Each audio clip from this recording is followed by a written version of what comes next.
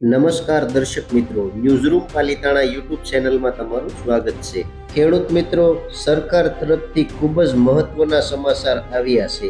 સરકાર ખેડૂતોને આપશે ₹20,552 કરોડની સહાય અને 10 પ્રકારની યોજના લાગુ કરી છે, જેમાં કૃષિ લોન માફીનો પણ સમાવેશ થાય છે।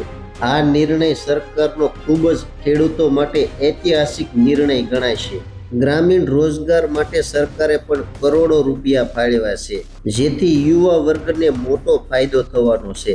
તો ચાલો આ બધી માહિતી હું તમને સાદી અને સરળ ભાષામાં તમને સમજાવી દઈશ। તો પૂરેપૂરો વિડીયો જોશો એટલે માહિતી તમને સમજાઈ જશે। અને ચેનલમાં નવા છો તો ચેનલને લાઈક, શેર અને સબસ્ક્રાઇબ કરવાનું ભૂલતા નહીં। લાખો ખેડૂતો માટે નોંધપાત્ર રાહતના સમાચાર છે। રાજ્ય સરકારે વિધાનસભાના ચોમાસુ સત્ર પહેલા દિવસે એક મોટી જાહેરાત કરી છે, જેમાં કૃષિ દેવા માફી માટે ₹20,552 કરોડ ફાળવવામાં આવ્યા છે।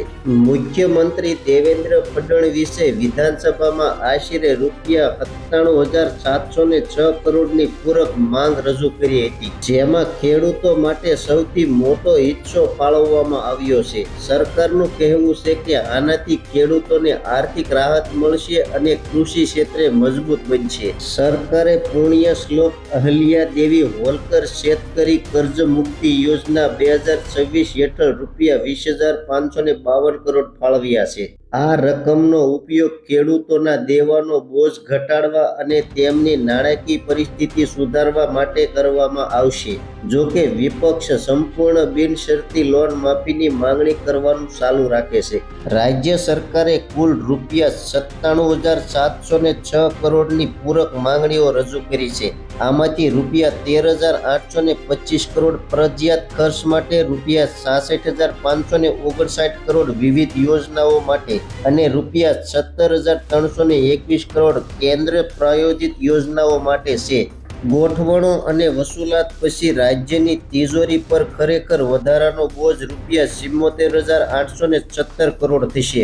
સરકારે ઘણી અને મહત્વપૂર્ણ યોજનાઓ માટે પણ નોંધપાત્ર ભંડોળ ફાળવ્યું છે। કેન્દ્રીય મૂડી રોકાણ સહાય યોજના હેઠળ વ્યાજ મુક્ત લોન માટે 10,007 કરોડની જોગવાઈ કરવામાં આવી છે। મહારાષ્ટ્ર રાજ્ય વીજળી વિતરણ કંપનીના દેવા અને વ્યાજ ચૂકવણી માટે ₹8,000 કરોડ ફાળવવામાં આવ્યા છે। ગ્રામીણ રોજગાર અને આજીવિકા મિશન માટે ₹7,366 કરોડ ફાળવવામાં આવ્યા છે। સરકારી કચેરીઓના વીજળી બિલ ચૂકવણી માટે ₹4,000 કરોડ અને અમૃત 2.0 યોજના માટે 3,076 કરોડ ફાળવવામાં આવ્યા છે। સરકારે શ્રવણ બલ સેવા રાજ્ય પેન્શન યોજનાના લાભાર્થીઓ માટે ₹2,000 કરોડ અને સંજય ગાંધી નિરાધાર યોજના માટે ₹1,874 કરોડ ફાળવ્યા છે। આંગણવાડી કાર્યકરોના માનદ વેતન અને પગાર માટે પણ ₹1,734 કરોડ ફાળવવામાં આવ્યા છે। ખેડૂત મિત્રો, આ યોજના મહારાષ્ટ્રના ખેડૂતો માટે છે।